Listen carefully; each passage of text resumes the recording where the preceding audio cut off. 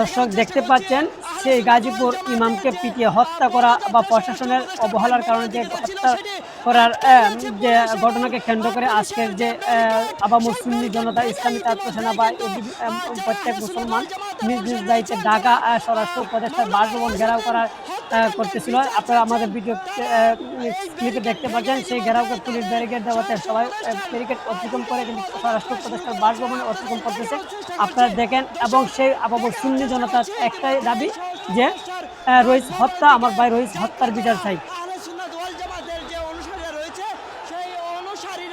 পুলিশের ব্যারিকেড ভেঙে পদযাত্রার সামনে নিয়ে যাচ্ছেন এবং পুলিশ তাদের উপর লাঠিচার্জ করেও কিন্তু সেই পুলিশের অবহেলায় মৃত্যুকুলে ঢলে পড়ে আমার ভাই।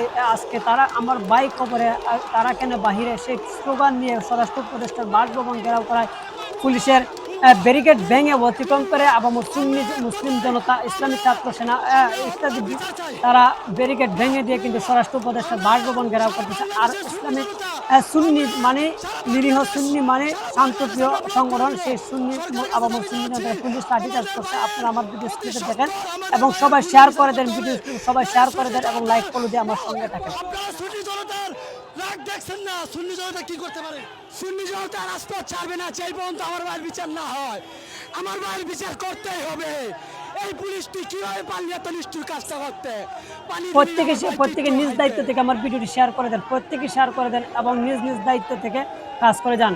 যে আমার ভাই রইস হত্যার প্রতিবাদে আজকের যে স্বরাষ্ট্র উপদেষ্টার বাসভবনে ঘেরাও পুলিশ ব্যারিকেড দিয়ে অন্যায়ভাবে হত্যা করে আজকে খুনিরা প্রকাশ্যে দিবালোকে ঘুরে বেড়াচ্ছে। আর আমার ভাই খবরে শুয়ে আছে সেই ইমামের হত্যার বিচারের দাবিতে আজকে পুলিশের ব্যারিকেড মানববন্ধন, পুলিশ ব্যারিকেড এবং লাঠিচার্জ করে আহত করেছে।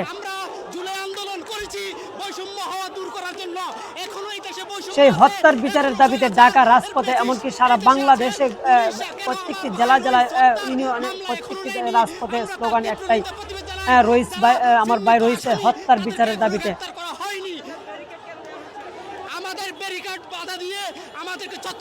প্রশাসন প্রশাসন বুয়া বলতে স্লোগানও বলতেছে, আপনারা দেখতে পাচ্ছেন প্রশাসনকে বুয়া বলতেছে এবং আবামর সুন্নি জনতা প্রশাসন বুয়া বলতেছে। প্রশাসনও দোষী।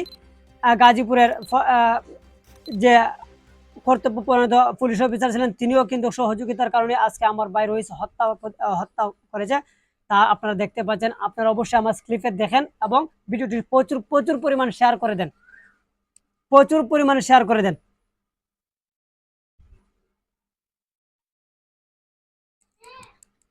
আমাদের একটাই দাবি যে আমাদের ভাই রইস হত্যার দাবি।